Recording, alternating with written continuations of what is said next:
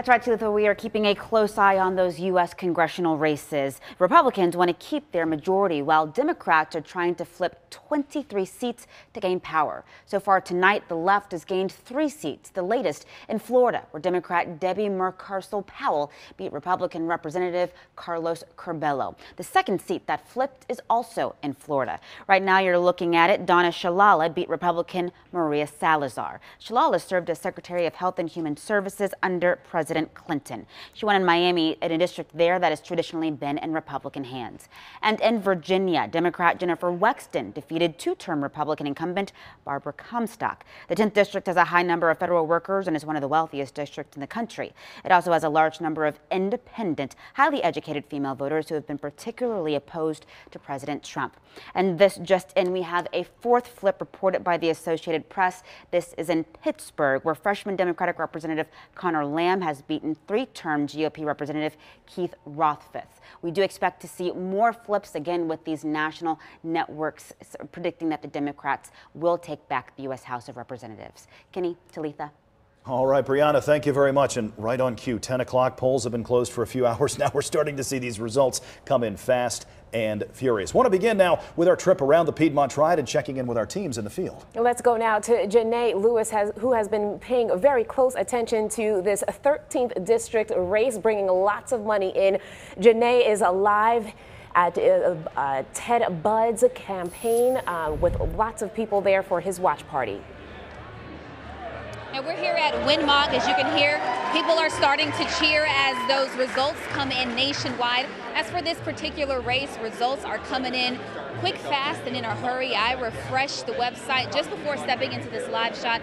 70% of precincts had reported. Now, what's significant to know is that only 100 of the precincts in Guilford County had reported. There's still more than 60 that still have left to send in results. That's significant because Guilford County tends to lean more Democratic. So while Ted Budd seems to be pulling away somewhat in this race, it's going to be very close as those results continue to come in. We had a chance to speak to him earlier. He says that he's been up since 6 o'clock this morning just trying to get that last push, and he's hoping that he's done enough to secure a win here tonight. We are expected to hear from him at any moment with an update. Of course, he and his team are closely monitoring the situation with that. When we spoke to him earlier, he called Kathy Manning a formidable opponent. He said that they have run a very close and tight race. We're going to send things over now to our Margaret Johnson, who has been following and tracking that race in Greensboro right now. Well, good evening here. We are inside the Greensboro Coliseum, and we are still waiting for the results of the Manning-Ted Budd race. Even though the latest numbers show her trailing just a little bit, I'm here with one of her supporters. Her name just happens to be Kathy as well. How are you feeling at this point? Your candidate is trailing Ted Budd. I am feeling like until every vote is counted, I have every confidence in Kathy Manning. She has put herself into this race when she didn't have to do that, but she wants to see change. She wants to see this district start putting emphasis on the priorities that the voters are identifying, like better health care, lower prescription drugs. I have so much confidence in Kathy Manning's ability to bring people together, to stop all of the dissension that we're seeing in Washington. Do you think she can make up the numbers at this point in the night? I haven't seen the numbers, so I don't know what precincts are reporting, but I will, as I said, I will have confidence in her ability to win this election. All right, thank you so much. You know, we did talk to Kathy Manning a little bit earlier in this evening when she was out campaigning, trying to reach those voters at the last minute. And I asked her if she was feeling lucky tonight, and she said that she did. She felt like she was going to win, that they had knocked on all of the doors, and that they would come out victorious tonight. Of course, we'll have to wait and see until all of those numbers are in before we can say whether she wins or loses. That's the story from here for now. I'm Margaret Johnson in Greensboro.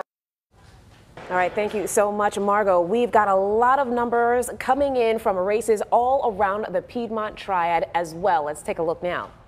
Right, let's begin in the North Carolina 5th District. This is where the incumbent Republican Virginia Foxx is the projected winner. You see about 55% of the precincts reporting there. The AP calling this one in favor of Congresswoman Foxx. This will be her 8th term. She defeated hopeful Congresswoman D.D. Adams, the Democratic challenger. Virginia Foxx, the winner there. And when it comes to the state district number 30, one of the most influential politicians in the state has come up big yet again. You've seen his name in lots of ads. You've seen him behind big pushes like the House Bill 2 as well. For the 30th district, he comes up big, winning Phil Berger, District 30.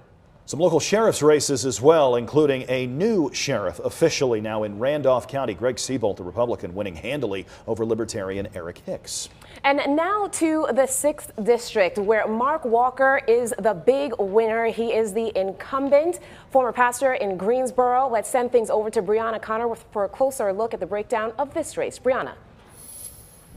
Yeah, that's right, Talitha. This was a race that Mark Walker was expected to win, being the incumbent and, of course, being in a Republican district. So no big surprise there, although it was tight for just a moment. You see here he won with 57% of the vote. He is the projected winner now. You see that his opponent, Ryan Watts, got about 43% of the vote with 103,006. Right now, we've got 68% of the precincts reporting, but again, this has been called for Mark Walker. Our Mallory is at his party right now. Let's check in with her to see what he and his supporters are saying. Yeah, Brianna, Congressman Mark Walker thanking his supporters tonight, saying that he is ready to start working and that work will begin tomorrow. We are at a private watch party here at Summerfield Farms in Guilford County. Congressman Mark Walker, as you said, beating Democratic candidate newcomer Ryan Watts. This will be the congressman's 3rd term. He says he's excited to continue his grassroots efforts here, focusing on major issues, including Social Security and immigration. He tells us he's anxious to continue his work, especially after talking with voters during his campaign. Well, I think we want to make sure that a lot of things that we've heard in the news, maybe from our opponents, is that Republicans don't care about pre-existing conditions. We already passed one particular piece of legislation that worked with those. Let's go back and make sure that we're messaging and communicating that we care about people, pre-existing conditions. We've got some things with the immigration that we've got to work out, both in the interior enforcement, but also border security. We can work on both those things. Now, this private party here at Summerfield Farms has pretty much cleared out, but there is still a group here. You can see if we show to my right here, that is Guilford County Sheriff's Republican incumbent BJ Barnes sitting at the table watching these numbers coming in. It's a very close race right now, so there are certainly still folks standing around watching as these numbers continue to come in tonight. Reporting live in Guilford County, Mallory Lane, WXII 12 News. Thank you so much, Mallory. We want to go back to the 5th district, all encompassing about 11 different counties here, where Virginia Foxx turned out some big numbers here and is now going to take place in seeking her 8th term out of the 5th district. Let's go live now to Kirsten Gutierrez. She is standing by with reaction to another victory for Congresswoman Foxx. Kirsten.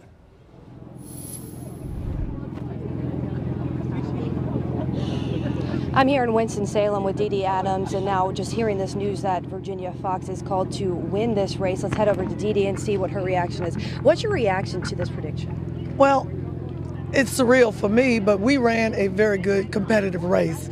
We did something that a lot of people thought we couldn't do. And here in Forsyth County, the voters here are saying they want some change. So I'm happy about the numbers here in Forsyth County. But again, you know, this is not just a moment in time. This is a movement. So all these people, this diverse crowd that you see here, this represents North Carolina and the 5th District. So I'm happy with what I did. You know, we roll up our sleeves and we start to work on something else at the first of the year. Again, I want to thank all of the supporters, all the voters, all of my staff, all the team, all the people that came and went to help D.D., you know, campaign for D.D. Adams. I appreciate it. Now, what's next for you? Well, I got a job to do. Remember, I'm a city councilwoman here in Winston-Salem, almost a decade. I love my job. I got to go to work tomorrow. I got to catch a plane out of Charlotte and go to a conference that represents the interests of cities and towns. So I'll just keep doing what I do, and I'm looking forward to that. And, you know, we'll take it from there. Thank you so much, Dee Dee Adams. Now, we also reached out to Congressman Fox, and she was not able to do an interview tonight. In Winston-Salem, Kirsten Gutierrez, WXII 12 News. Kirsten, thank you very much. Transitioning now from the federal level, United States House of Representatives, now down to the state level, and in particular the state Senate. Yeah, we're talking about Senator Phil Berger declaring a victory around 8:45 tonight. We do know that the numbers are showing right here, with 76% of the precincts reporting Phil Berger with a big lead of 62% of the vote, considered to be one of the most influential politicians in the state. Let's send things over now to Steve King, who was with his campaign at the watch party there. Steve. Well, the watch party, as you can see, has ended here at the Whitcomb Student Center in Wentworth. Now, State Senator Phil Berger did declare victory around 8:45, like you said. He said that he was confident that he was going to get that victory at that time around 8:45 because he had 60% of the vote, and all of the precincts in Rockingham County had reported the biggest county in his district. Now, Senator Berger, who will soon serve his 10th term in the state Senate most likely, says he's looking forward to continuing the work the General Assembly has done since he's been Senate President pro tem. Here's his message after declaring victory tonight. The voters have basically, said that they understand what we've been doing, that they approve of what we've been doing, and that they have not been willing to listen to a campaign that is based primarily on misinformation, disinformation, and in some instances outright lies. So I'm very pleased that we see that result.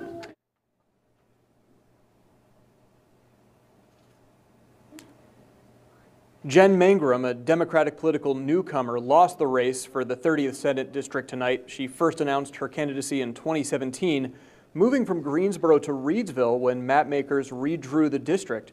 And she overcame that challenge, claiming that she didn't live in the district. Tonight she reflected on her entire campaign before the race was called.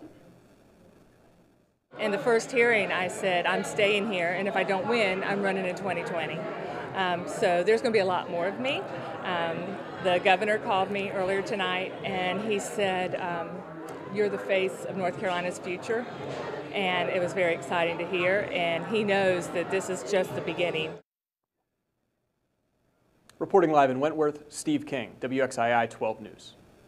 Thank you so much, Steve. Voters coming out in very big numbers across the nation, and especially here in North Carolina as well. Still ahead, we'll be checking in with political analyst John Dinan from Wake Forest University as the results continue to come in. We'll also talk about those amendments, 6 of them appearing all over ballots across the state of North Carolina. We're just getting started tonight at 10 o'clock on the Triad CW. Commitment 2018 coverage continues after this.